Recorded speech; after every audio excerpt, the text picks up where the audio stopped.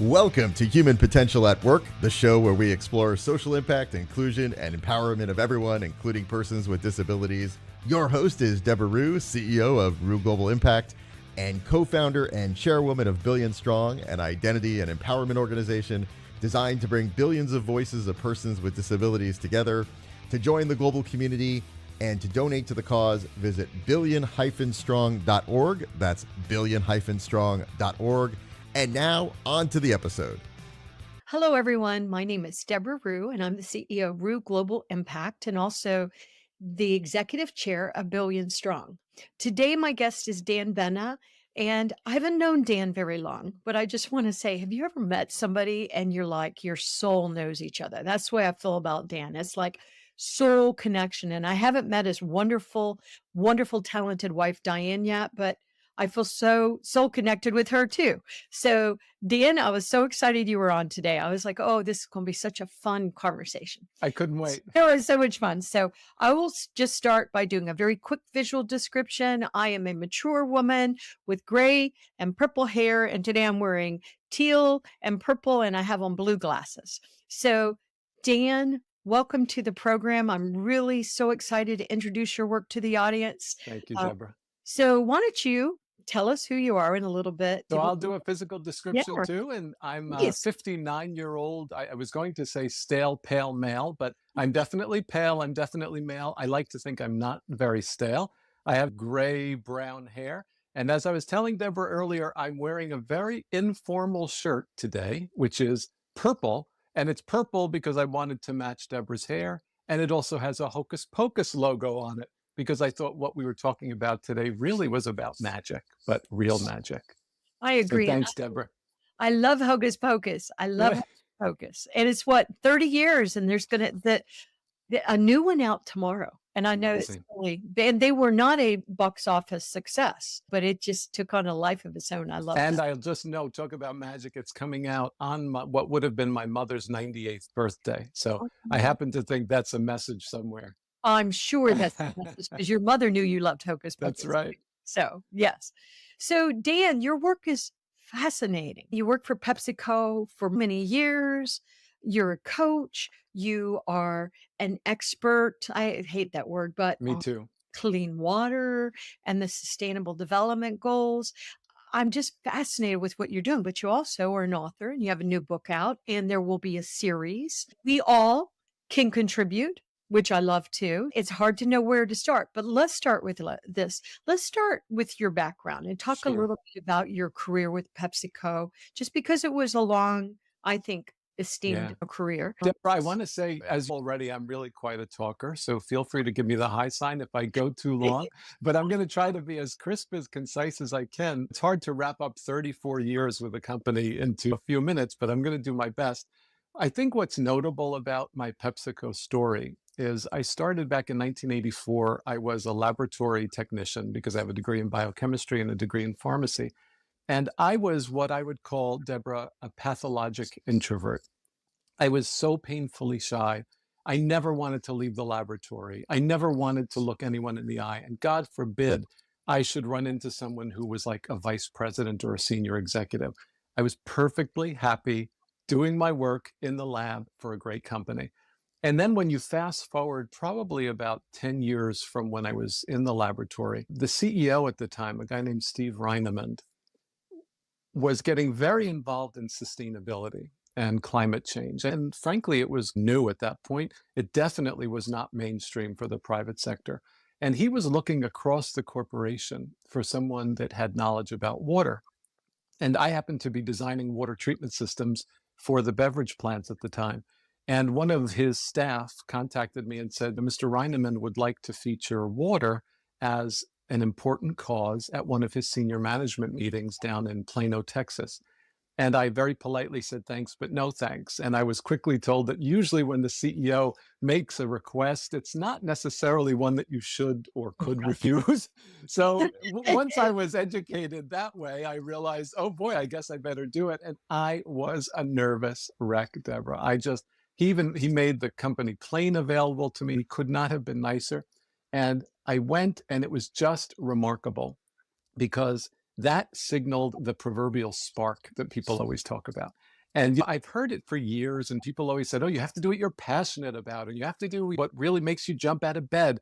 And honestly, I understood that intellectually, but I never really internalized it because Pepsi was always a great company. They paid the bills, they let me get things that I wanted to get.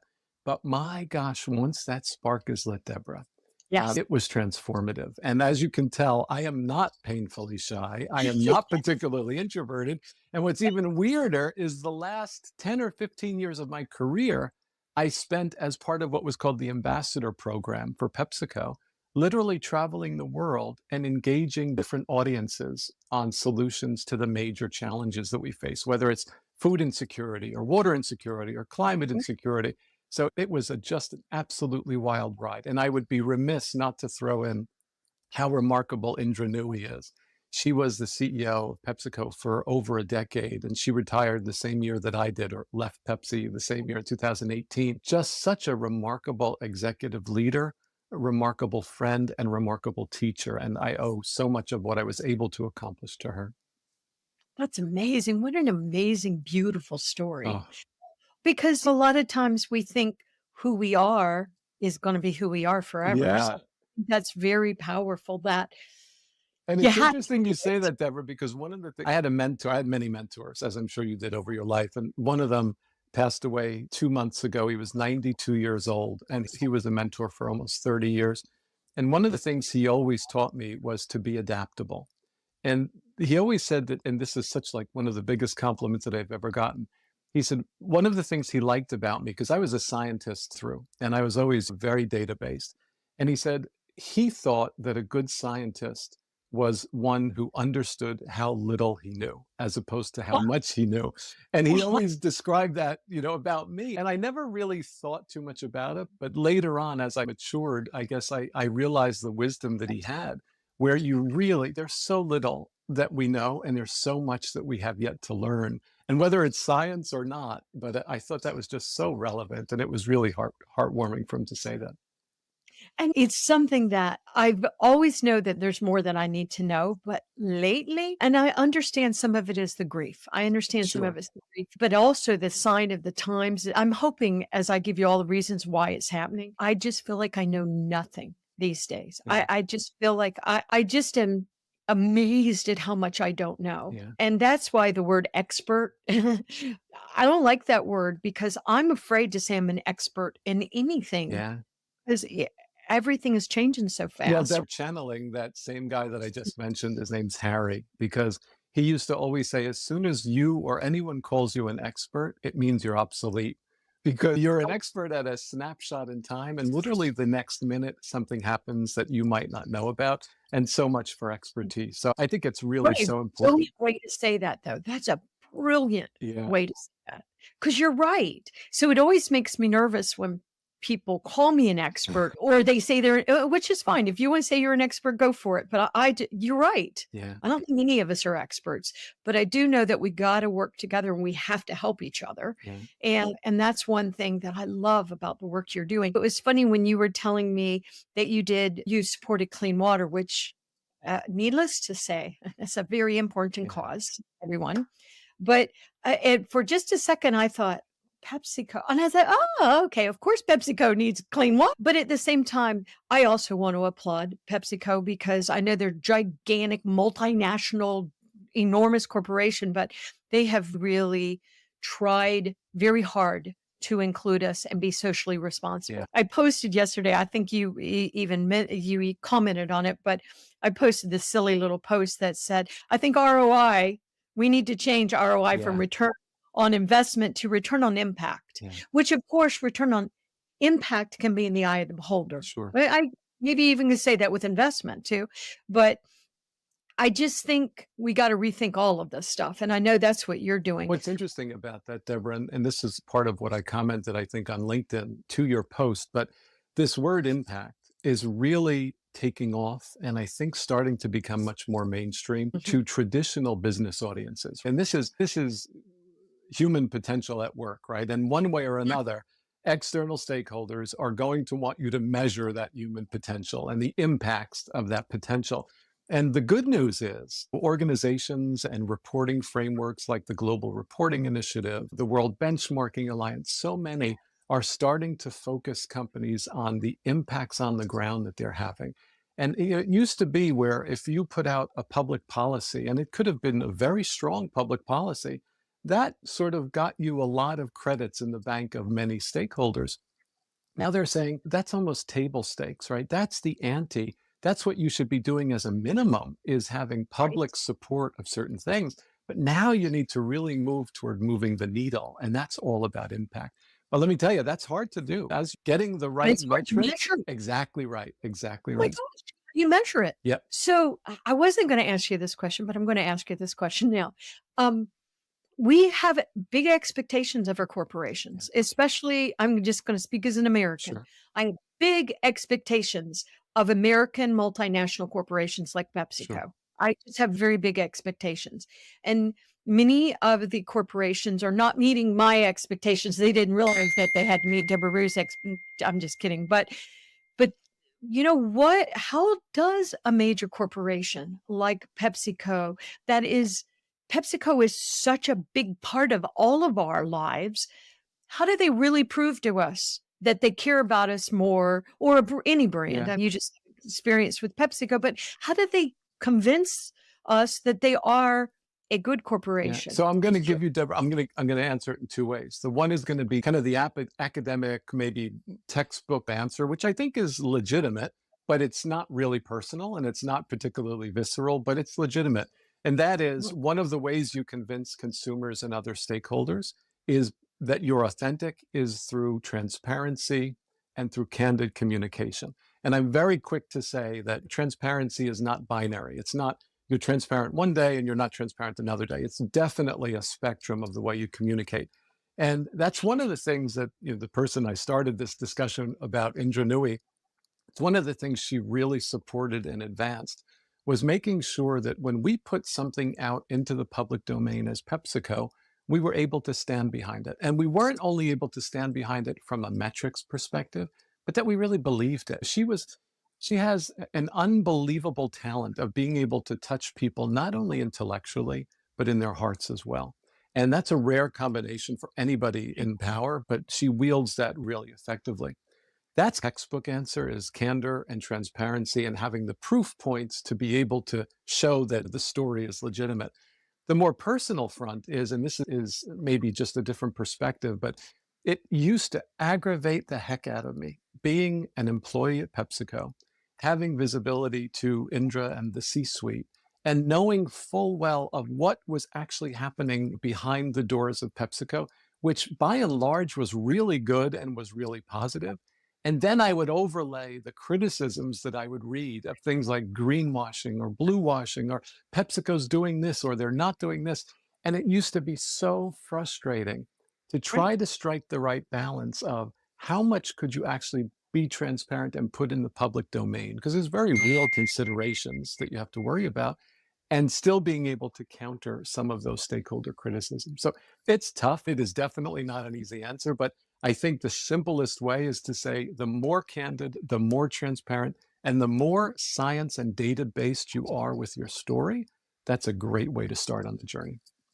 Ooh, that is really good advice. Mm. Totally agree with that. So, how did you become an author? It was like, what? It's so So, weird. So I've always loved it's not a book about clean water no, or PepsiCo or no. pharmacist. No, and I've always been amazed by the power of the written word.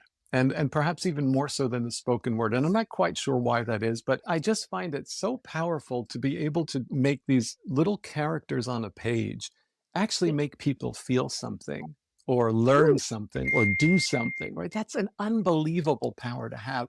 So I've always liked to write. And then I remember my first book, it was 2011, and it was about corporate conscience. And there is not a single academic reference in there. There are very few pictures. I think there might be one or two diagrams. It's all conversational. And I was literally moved to write it on an Acela train ride to DC from Stamford, Connecticut. I had not what? intended to write a book, but like so many companies were coming to me, smaller companies and entrepreneurs saying, how do we do this kind of CSR stuff? How do we do this social investment or philanthropy? I literally remember being in, I think it was business class, where you have your own table on the train. And I opened my laptop and I started to write. And by the time I got back from DC, the book was written. And I Wow. self published it at a publisher here in the US. I took great pain to try to make sure that all of the labor practices and environmental practices at the publisher at the time were good. Because I thought, if I'm going to write about social responsibility, I don't want them using heavy metal inks. I don't want them to have sweatshop labor, that sort of thing. So that was my first book way back in 2011. And then the one that you referred to earlier, which was just published a couple of months ago, is called 500 Words: True Stories of Purpose, Passion, and Life Lessons. And the reason that one is important to me is it's really a compilation. So the light is not being shown on me, the light is being shown on others. And it's the people that were generous enough to share their stories. And what I did was, and this was an idea that was a decade in the making. It started at a panel on social entrepreneurship with someone. And I said, well, we should really write a book about that one day. 10 years later, I was able to do it because of Amazon, and they make publishing so easy. But I I said, agree. what if I were to give people one page, which is about 500 words typed, one page on which to tell their story, what they're passionate about, what a lesson is that they want to leave for their posterity, for their kids, for future generations. And Deborah, I wanted it to be as diverse and eclectic a mix of people that contributed as possible. And I think I succeeded, because I literally have a story from someone who is one of the highest ranking ambassadors at the UN from Romania, all the way down to someone that does not even have a high school education and grew up on a Caribbean island and had a really, really tough start to his life, and virtually everything in between. But what I found, and this is true, I think you'll probably agree, because when you do public speaking, you often get more back from the audience than you give, or Of at least as much. And course. that's what happened when I was compiling this book, because as I was reading all of these different stories, I'm like, oh my God, that's amazing. Oh, this is terrific. Oh, this is unbelievable.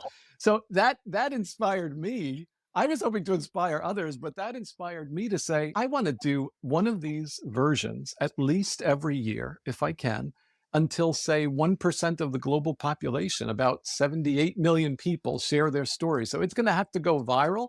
It's open source. Anybody that wants to share their story, they can on my website, danbena.com. Just follow the link to 500 Words. But my intent, Deborah, is you hear all of this stuff, and frankly, you hear horror stories about Yes. diversity, equity, and inclusion, or some other acronym, right? I heard JEDI: Justice, Equity, Diversity, and Inclusion. And it means one thing in the US, it means very different things outside the US. But at its Correct. core, and this is Dan Bena's keep it simple, stupid, KISS principle, at its core is treating people with respect and the way you would like to be treated yourself, right? It goes back to the golden rule. And I thought Yes. maybe a way that we can at least bring visibility to how people should be treated is by sharing experiences that are common and that resonate. And that's the objective of the book. Is I don't tell you, when you're reading someone's story, I don't tell you who wrote it until the end, because I don't want you to Uh-huh. have that bias as you're reading it. So if you read a story of someone that, one story, for example, the title was "The Day I Killed My Parents." And this was the only person that actually used a pseudonym. And it's not because she really killed her parents, but her parents they led such troubled lives with alcoholism and other issues that, for the author's sanity, she decided at a really early age to tell people in school and in her social networks that her parents were killed in a car accident. And they were Wow. very much Well, alive. But that was the protective mechanism that she had to use to be able to advance and grow as a person. And then 25, 26 years later, she reconciled with her mother. So the story kind of has a really happy ending in that regard.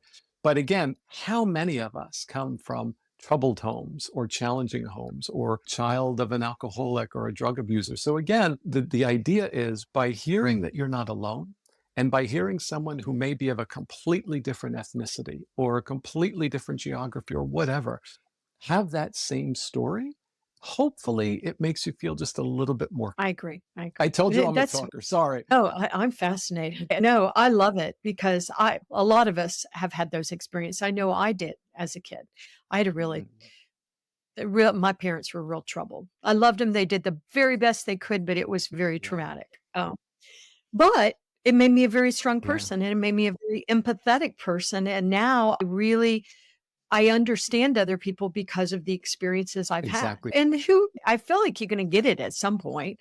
We're here to Yeah. learn. I think people are here to learn. But you also, Dan, I think you were very confused about the word retirement, but okay, but I hated it. I hate but it because that's what everybody said. It's when you leave the private sector after a certain number of years and you qualify for retirement, it's almost like you don't really have a choice but to describe that as retirement. So right, very quickly we'll say it and then I choke on the word and then say, oh, my next chapter. And even my next chapter is right, kind of played. I don't think we really need to explain any of that stuff because life is just this continuum. It's right. another exciting part of the journey. I agree, I agree. I just think it's funny though, because you also are a strategist and you're a consultant and a Yeah. coach. So, I yeah. love it, Deborah. I could not have been when I decided to leave Pepsi in 2018. I was going to start, and most executives start their own consultancy. I would say Right, right. probably 80 or 90% in one way or another start their own consultancy. So I said, I'll start my own consultancy. It's so easy to do nowadays from a legal perspective No with an problem. LLC. It's just Yes. really easy. So I did all of that, but I was fully expecting to take some time off and figure out with my wife what is it we want to do together and that sort of thing. And I think it was like the day after I announced that I left, or very soon thereafter, the CEO of Paul Newman's charity, the Safe Water Network, came to me and said, would you be willing to consult? And at first I was thinking, I don't play golf. I don't really have that many hobbies. My work is my hobby, which might sound boring, but it works for me. So I said, Yes. sure, why not? And I jumped into the deep end. And for 3 years, I was a senior advisor for Safe Water Network. And he allowed me to do other stuff. And one of the promises I made myself when I left was I was going to surround myself by people I like and trust, and I was only going to take work that fueled my passions.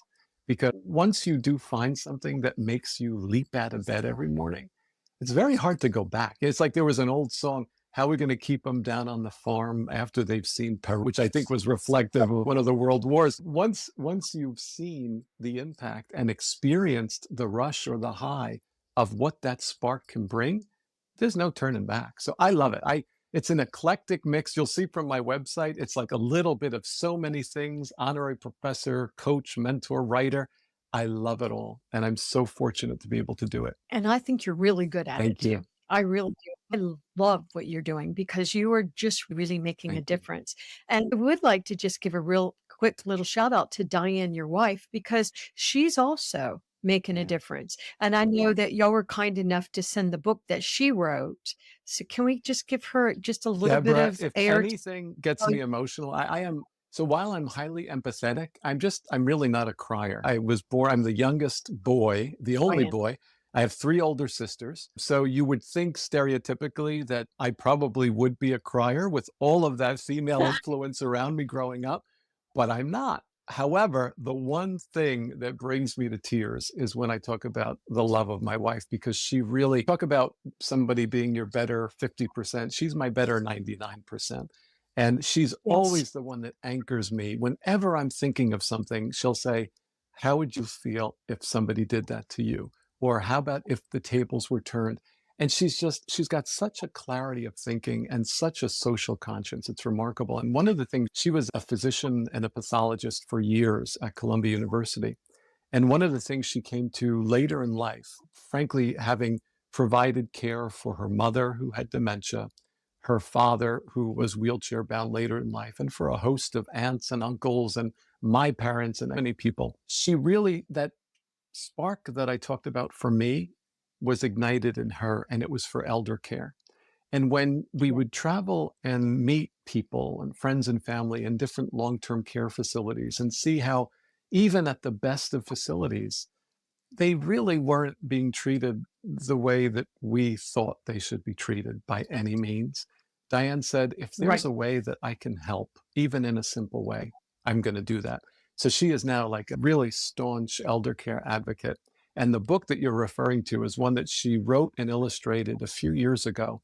And it's called Fun Inside. And it's an activity book for seniors with cognitive decline.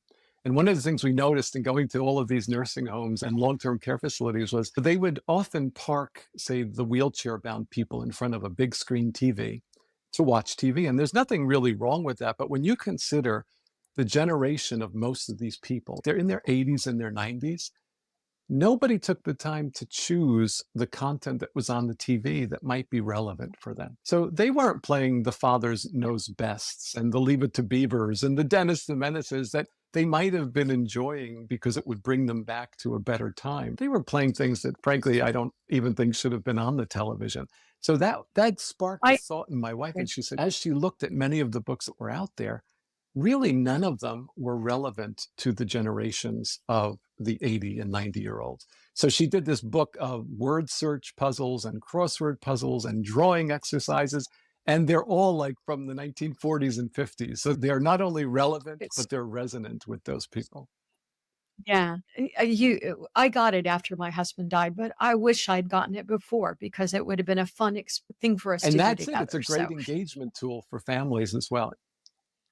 yeah, and we've talked about elder care on on the show before, but it just all goes back to the same thing, respecting Yeah. humans, respecting people, respecting us at all ages. So it is really Since you intense. brought And that up, I do want to say one other thing, because another thing that Diane did was she's not only brilliant intellectually, but she's also very creative. So she's equally left and right brained. And one of the things she's always really enjoyed doing was video editing. And before she had some okay, sort of recent medical challenges that make doing a lot of computer work difficult, she was able to do this very short video. And it's only about 3 or 4 minutes long. And it's based on a song that Stephen Sondheim wrote, and it's called I Remember Sky. And the activity was sparked by being in a nursing home at the front desk one day, and we saw them wheel in an older woman on a stretcher. And it was the first time that she was now going to be admitted to this nursing home. And the guy at the front desk, with the best of intentions, was like effusive. And he's saying, "Oh, welcome. Oh, it's so great to have you as part of the family. We're so happy to have you here." And the woman was smiling. And all Diane could think was, this may be really the last time that she gets to see the sky, because many times, you are in your room, you're left in your room. You're lucky if you get to be wheeled near a window so that you're able to look outside. So she did this video to the music, I Remember Sky, and it is so touching. And our intent is that oh, it would be used as a sensitivity training tool for anyone that's involved in hands-on care to our seniors. And you can get that at and invisibleelders.com. Yeah, invisible. I was going to say, yeah, where do we get it? Because I definitely want it. Invisible .com. Elders. And it's totally, and All right. there's no charge. It's downloadable, and it's great. Of course, because it's what your Yeah. family does. But I haven't gotten the pleasure of meeting Diane yet, but I feel like I already know her. But I know I've kept you 30 minutes, and there is a billion things we could We'll talk have to about. do But another one. I agree, and I want you to come back on regularly, Dan. But I one thing I'm going to go a little bit over 30 minutes, but the times are very intense, as we know. And I know that you've been a real blessing and mentor to me as I've struggled. What can you recommend for those of us? And everybody's really struggling, Dan. What do we do? How do we navigate these So, times? Deborah, I'm going to use the word expert again, right? I'm certainly no expert in this, but I can tell you one of the things that I ground myself in, and I actually try to read this every morning. So it's a little bit of a story. So I'm going to take a little digression, but when my father was alive, we used to bring him to the Jersey Shore once a year. And my sisters and I and their families, we'd rent like a huge house that had plenty of bedrooms, and we'd all converge on the Jersey Shore because my dad loved it. He loved walking the beach, looking for sea glass and whatever else. And he was a really remarkable guy. And then when he passed away, we continued that tradition of the family convening at New Jersey. And during one of those years, we went to a mall, and my sister Barbara, the youngest of the three sisters, bought me a little scroll that had a quote on it from His Holiness the Dalai Lama.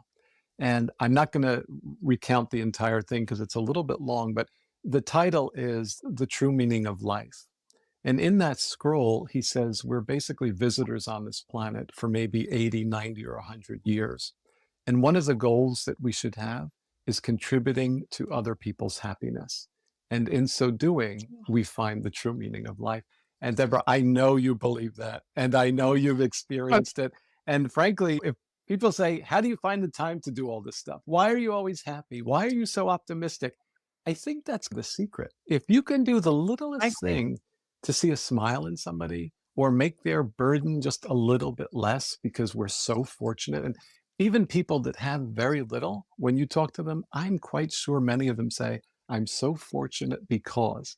And I think that's the thing that we Right. need to focus on. And it sounds easy to say. It's very hard to do when you're in the midst of loss or in the midst of a horrible hurricane in Florida, horrible grief that these people are going to feel as a result of loss of life and loss of property. But we've come full circle, because I'm going to quote something that my mentor, Harry, always used to say to me was, this too shall pass. And while it sounds trite, there's a lot of wisdom in that very short saying. And sometimes we just have to remember it. Yeah. We just have to remember this too fast, because maybe that's the only way you can get Absolutely. through And that. you have to believe it. It's not just a matter of saying it. You really need to internalize it. And I think when you do, and you that, oh, wow, if you look back and say, I really did get through this. I got through the loss of my mother and the loss of my father and the loss of my mother-in-law and father-in-law. And you start to think and you take a different perspective, because while you're going through it, there's no way you believe that this is ever going to pass. Okay, I just want to let the audience know that we had some technical issues for some reason. As we all know how this works, I just booted Dan off. And so now we're back. And yes, he's in a different location, but we wanted to allow Dan to say goodbye and to tell us how to get hold of him. Also, I do want to remind the audience and tell the audience we're going to have Dan on again, because you got to be as fascinated with this amazing man as I am. And maybe we could even talk Diane, his wife, to coming on, because I would really like to have Diane on the show.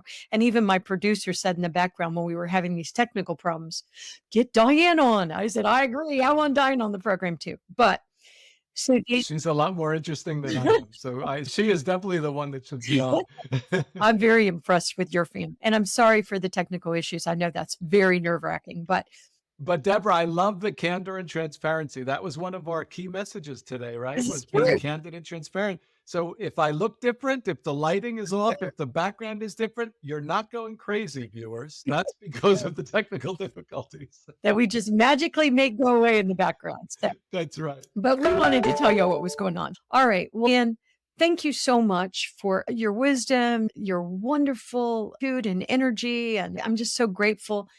It gives me hope to know people like you and Diane are in the world, because this is the only way forward is together. But Dan, tell the audience how they can get the book. And I will remind the audience it really helps not only to buy books, but to give positive reviews. That's how the algorithm works. If you want to be in one of Dan's future books, he'll tell you how you can do the 500 words, as he said. You also can learn about his work by visiting his website, and he's all over social media. So there you go, Dan. Tell us how. Thank you so much, Deborah. And I've tried to make it easy. So if you go to danbena.com, DANBENA, you can buy the book there. If you can't afford the book or don't want to pay for it, just email me, which you can do, and I'll send you a PDF version. It's not about making the money. It's about getting the stories out there. And also on the website, if you click on 500 words, you'll see a very easy process through which you can contribute your own story, actually right from the website.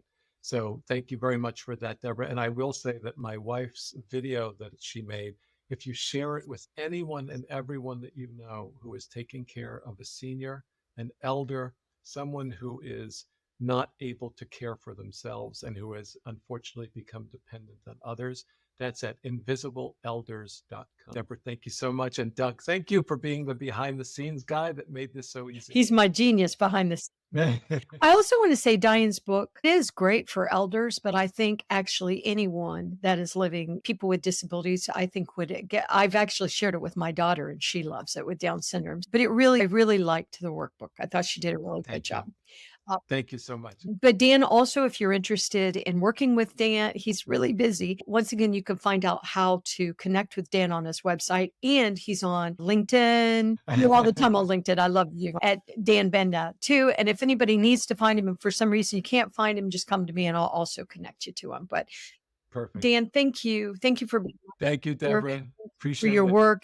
Thank you for Diane. And I appreciate getting to know what a good brand PepsiCo is. I really do appreciate that through the work you've done, the work they did to include people with disabilities. And I know Linda Costa was involved with that, and I love her too. Absolutely. And I just really appreciate you.